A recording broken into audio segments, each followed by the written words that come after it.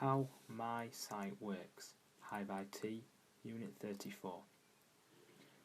The HiveIT website I have developed is responsive and works in line with PHP standards to create a thrilling website which allows navigation between different pages and also interacts with online content. The coding for this was all handwritten in Dreamweaver, which is an Adobe program, and consists of the index.php, HiveInfo.php, and 404.php. Inside of this, included in each document, is navbar.css, main.css, font awesome, navbar include, footer include, and jQuery. On the website homepage, you are greeted with a navigation menu in the form of two clouds, as well as a live Hive 1 information display. However, this is not linked to the website.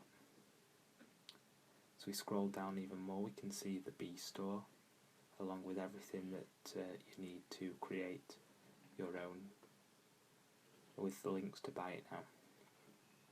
At the bottom you can see the footer for company, social media, YBs and store, as well as a copyright information and the HiveIT logo. Clicking the home button will simply redirect the user home, while clicking the HiveIT button will take the user to the HiveIT website.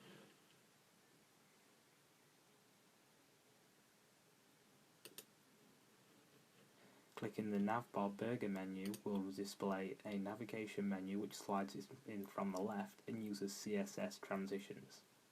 We'll come on to this bit more later. Clicking either the circle or the navbar again will close the menu. Down here we have the My Hive login. Clicking this will take you to the Hive info. We'll come on more about this later. Here we have the Buy Now button. The shop redirects to a 404 page, which means that the shop will be coming soon. At the bottom we have the company, social media, YBs and store link. Clicking company will redirect to the HiveIT website. Social media will take you to the HiveIT Facebook page. Clicking YBs will take you to the 404 page, and the store will also take you to the 404 page. If we click the burger menu and navigate to our products, you will be redirected to the 404 page. Clicking HiveIT will take you to the HiveIT website, and About Us will take you to the work section of the HiveIT website. Now on to My Hive Info. Both the My Hive Info link and the My Hive login link redirect to the same page. Here we can see where the fundamental sections of PHP start coming into the program. You are greeted with the same navigation menu, but this time with a user input where you can enter your Hive ID and click Check to check for your Hive ID. Demo Hive 1 is currently being streamed from the website, and we can see that the hive temperature is 10 degrees, which is below our preset amount. More on this later. For this reason, the hive logo is blue, and if it was over temperature, which we will change in a minute, it will become red. The humidity of the hive is also 30%. Next we have some PHP generated graphs, which tell you the exact time of the recorded amount and the temperature that the hive was currently at. Following this is the same graph but for humidity instead. Here is a JavaScript clock which counts down from 10 minutes once you launch the page. After 10 minutes the page refreshes and the stats are updated. You can also click the Refresh Now button to update the stats immediately. We'll show you how this countdown clock works in a minute. As we scroll further down the page we can see information on what everything means, as well as the hot temperature and cold temperature warnings, which can all be modified by the user to a preset amount. After it goes above or below this amount, it simply stops. Clicking the Update button updates user cookies to create the ability to set these whenever necessary. At the bottom you are greeted with the same footer. If we take a look at the demo Hive 1 and head back to the PHP code, We can see in hiveinfo.php, if we scroll down, that the temperature of the hive is created with the current temperature value. If we scroll up, we can see that the current temperature value is being preset as 10 degrees. If we change 10 degrees to any other amount, i.e. 35, which is above our warning temperature hot, what should happen is that we get the information which displays that the hive is now too hot. We can test this by clicking the Refresh Now button. As you can see, the hive has changed red and is now too hot as its overall limit. If we set it to a temperature that's not either over or under our limit, i.e. 30 degrees, the hive will display as normal and give no warnings to the user. This allows the page to be more user-friendly and can be seen by many people.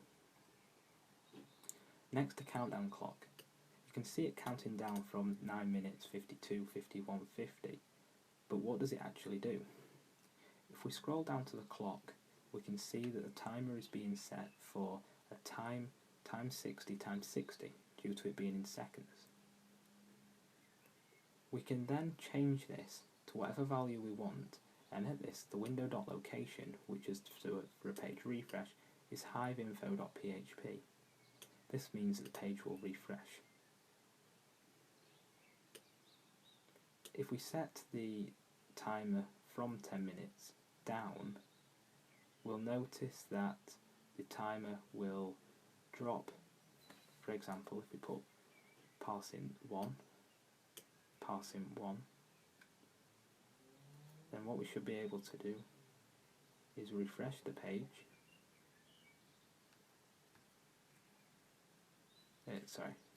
Not that one. That's not the correct section. The correct section is here, and this is named 5 minutes because it was a variable that was decided earlier. However, this, as you can see, does 60 times 10, 60 seconds times 10 minutes. If we change this to 0.5, then we should have 30 seconds on the clock when we refresh the page. There we go.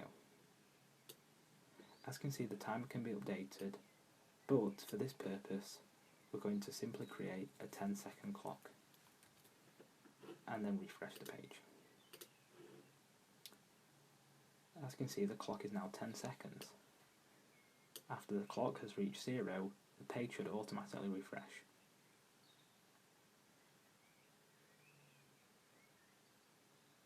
There we go. And the page will refresh every 10 seconds from this point. This is the reason why we set it as 10 minutes. If we change this back to 10 minutes, which is either 10 times 60 or 60 times 10, it will work.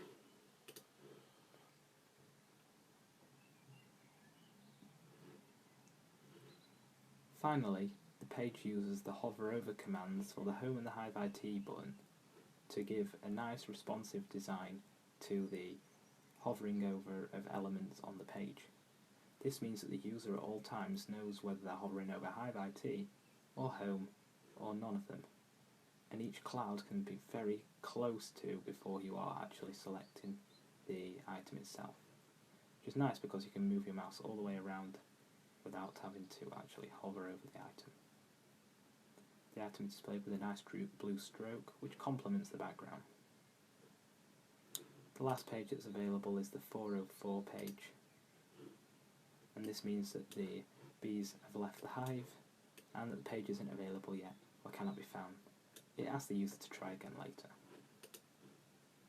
Thank you for watching.